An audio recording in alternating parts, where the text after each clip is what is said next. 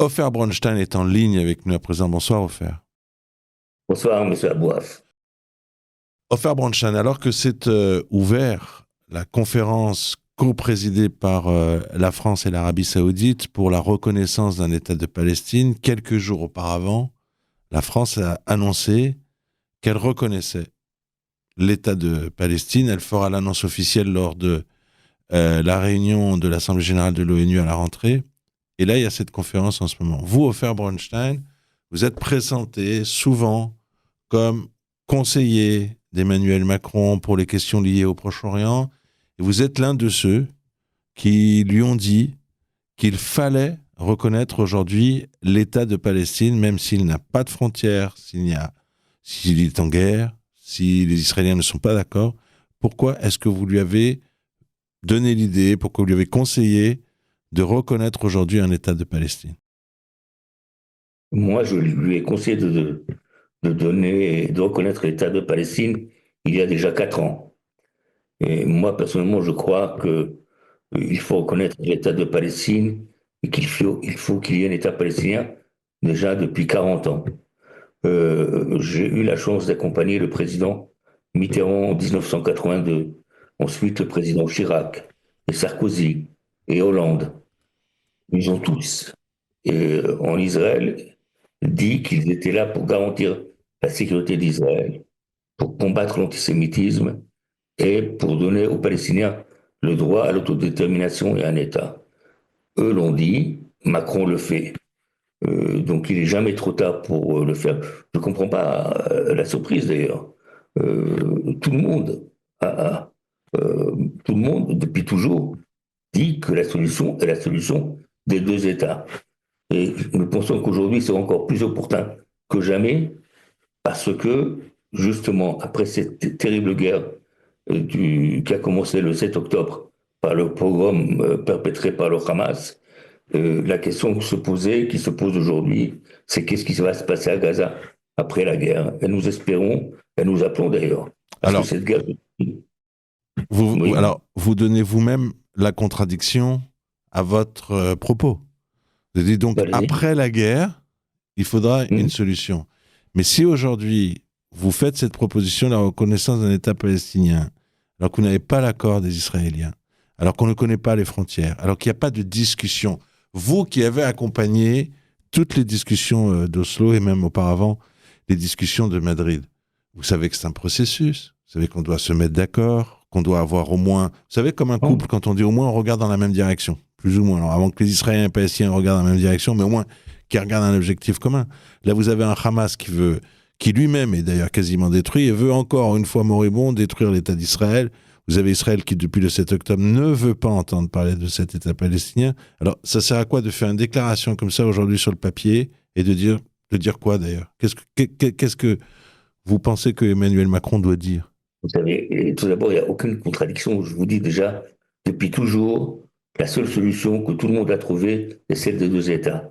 Et personne n'en a proposé une autre. Nous demandons à Israël depuis déjà très longtemps, avant cette guerre et maintenant, qu'est-ce que vous pensez faire après? Il y a un proverbe qui dit vaut mieux prévenir que guérir. Le 7 octobre a été un tremblement de terre pour tout le monde. Il a changé la géopolitique du Moyen-Orient. Les accords d'Abraham que le président américain a initiés sont dans la bonne direction. C'est demander aux pays arabes et musulmans de reconnaître l'État d'Israël. Mais je vous rappelle que dans les accords d'Abraham, aussi bien le Maroc, Bahreïn, les Émirats unis, le Soudan, c'est une autre histoire, Israël et les États-Unis se sont engagés à ce qu'il y aurait un État palestinien. Sinon, ces pays arabes et musulmans n'auraient pas signé les accords d'Abraham. Et je vous rappelle que la démarche du président Macron avec l'Arabie saoudite il y a à peu près 8 mois était de faire la conférence des deux États. Un État qui sera reconnu par la communauté internationale, par les Européens et d'autres pays du G7, qui sera l'État de la Palestine, et un autre, qui est l'État d'Israël, qui serait reconnu par ceux qui ne l'ont pas encore reconnu, en l'occurrence les pays arabes et musulmans. C'est ça la démarche. Nous sommes convaincus, convaincus, convaincus que la sécurité de l'État d'Israël ne pourra être garantie que lorsque ses voisins vont la reconnaître, que lorsque ses voisins auront des relations de bon entendement et de bon voisinage avec Israël, qu'il n'y aurait plus d'incitation ou de menaces contre Israël. Il y a aujourd'hui, je voudrais vous rappeler quelque chose, Bernard, les accords d'Oslo, mais avant, je voudrais répondre à votre question. Vous dites qu'il fallait qu'il y ait une négociation, reconnaissance, que les autres, etc. Ça, c'était les accords d'Oslo. Les accords d'Oslo disaient, on a signé des accords, maintenant on va négocier, et en 5 ans, les accords d'Oslo ont été signés avec l'OLP, pas avec l'État de Palestine, n'existait pas. Mais ils préconisaient que pendant 5 ans, il y aurait des étapes, et au bout de ces étapes, il y aurait la création de l'État palestinien. Ce qui a arrêté les accords d'Oslo, c'est l'assassinat d'Yitzhak Rabin par un terroriste israélien. Il y a eu des négociations qui ont été reprises par Netanyahu, par Olmert, par Barak, qui n'ont pas abouti. Depuis 20 ans, il n'y a pas de négociation entre Israéliens et Palestiniens. Nous, on a changé le paradigme. Le paradigme, le nôtre, dit aujourd'hui, on reconnaît l'État de Palestine, on fait en sorte que l'État d'Israël soit reconnu, et ensuite, aux Israéliens et aux Palestiniens de négocier les frontières, Jérusalem, et les réfugiés et la sécurité, qui sont les 4 thèmes les plus importants qui restent à négocier entre Israéliens et Palestiniens. Mais que les Israéliens et les Palestiniens sachent, vous êtes reconnus par la communauté internationale, vous êtes acceptés par la communauté internationale, nous sommes là pour vous reconnaître, nous sommes là pour vous soutenir, les Palestiniens dans leur effort de construire un État viable, les Israéliens dans leur volonté de vivre en sécurité. C'est ça les paradigmes. Alors, d'accord, c'est ça les paradigmes. Mais je crois qu'il y a deux questions qui sont différentes. La première, est-ce qu'il faut un État palestinien? Vous dites tout le monde est d'accord, il faut un État palestinien. C'est vrai que c'est quand même une idée qui est très largement partagée. Mais la deuxième question, c'est est-ce que aujourd'hui, c'est maintenant qu'il faut déclarer cet État palestinien?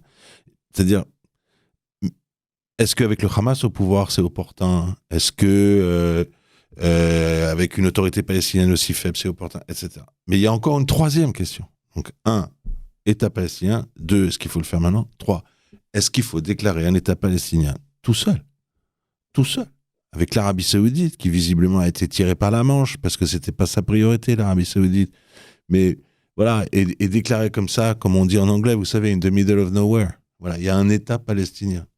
Est-ce que c'est des questions qui sont différentes et qui toutes demandent une réponse. Monsieur Abouaf, pour votre première question, est-ce qu'il faut un État palestinien? Oui. Est-ce qu'il y a une autre solution que la solution des 2 États?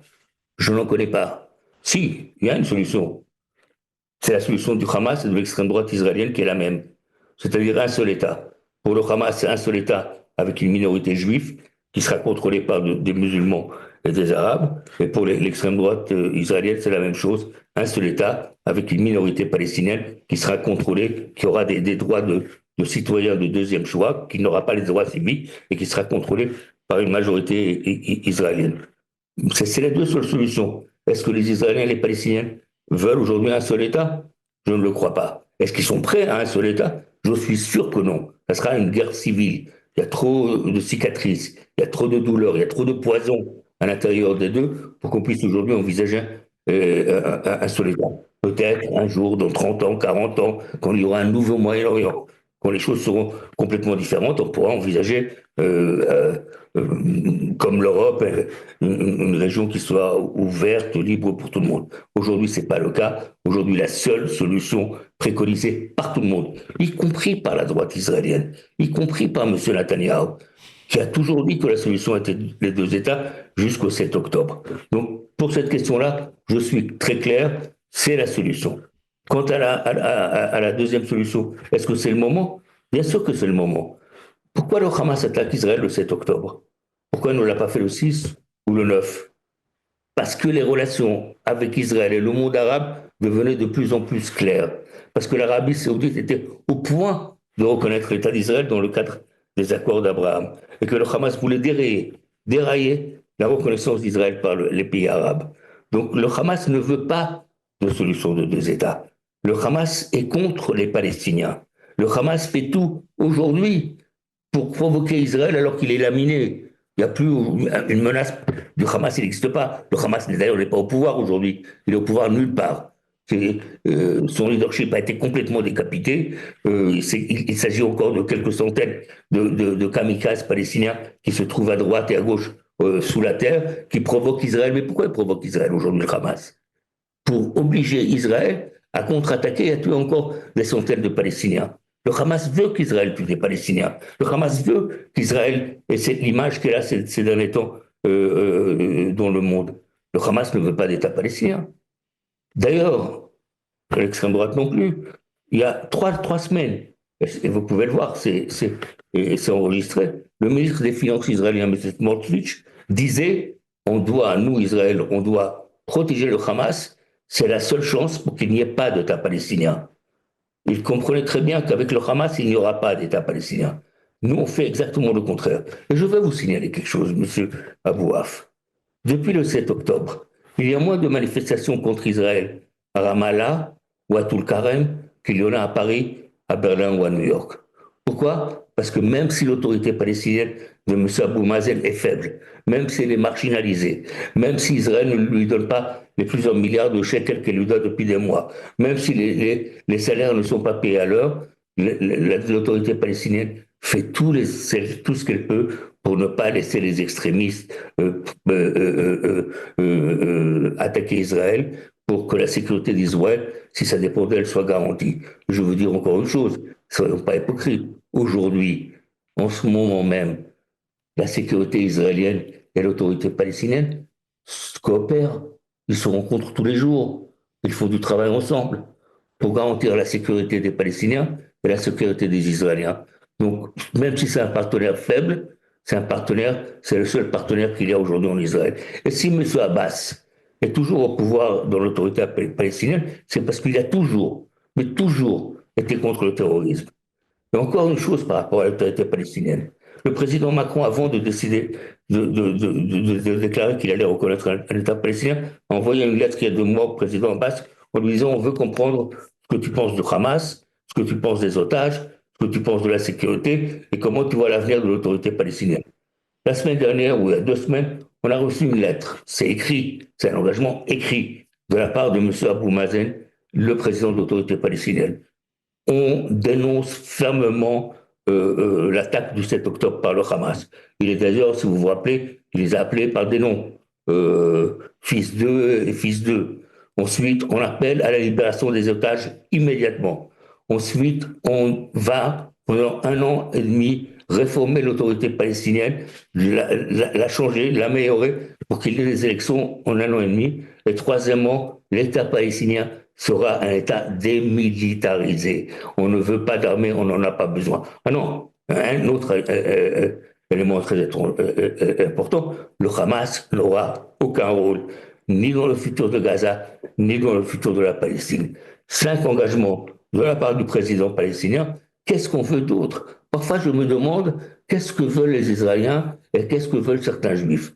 Que le président de l'autorité palestinienne commence à apprendre le yiddish, qu'ils deviennent juifs, qu'ils mettent la kippa avant de pouvoir parler avec lui. On fait la paix avec des ennemis, Bernard. Et je pense que, si je peux me permettre, le meilleur ennemi qu'Israël aujourd'hui a, celui avec qui on peut arriver à des accords, celui qui est pragmatique, c'est le président de l'autorité palestinienne. Et c'est dans ce sens-là que le président Macron va, et je pense que c'est la seule façon d'y aller. Et encore une chose, Non. la France ne va pas. On va devoir malheureusement arriver à la fin de notre conversation. Ofer Bronstein, merci. C'est malheureusement la montre qui décide vraiment de la taille de notre conversation. Et je vous remercie, vous qui êtes présenté souvent. Je vous remercie beaucoup de m'avoir invité, M. Abouaf. J'appelle de tous mes voeux que les otages israéliens soient libérés immédiatement. Et je regrette et je déplore que depuis quelques jours, je reçois des milliers et des milliers de menaces de mort. Je ne pense pas le mériter et je regrette qu'on soit arrivé à cet état-là. Mais j'espère que la paix viendra, la guerre se terminera et les otages reviendront à la maison. Alors, si c'était pour ajouter effectivement qu'il est hors de question de faire quelque appel à la violence que ce soit, de vous menacer, de vous menacer votre intégrité. Oui, bien sûr, c'est comme ça que nous terminons notre entretien, parce que c'est pas seulement une évidence, c'est quelque chose de fondamental. Et donc, ce sera, vous avez raison, notre mot de conclusion. Il est hors de question qu'on qu'on atteigne, qu'on menace et qu'on touche à l'intégrité de quelques personnes qui agissent de manière pacifique et avec des opinions qui peuvent être différentes pour les uns et pour les autres. Donc vous avez raison. Nous terminons notre entretien sur ces paroles. Ofer Bronstein, je vous remercie. Bonsoir à vous. Merci, bonsoir.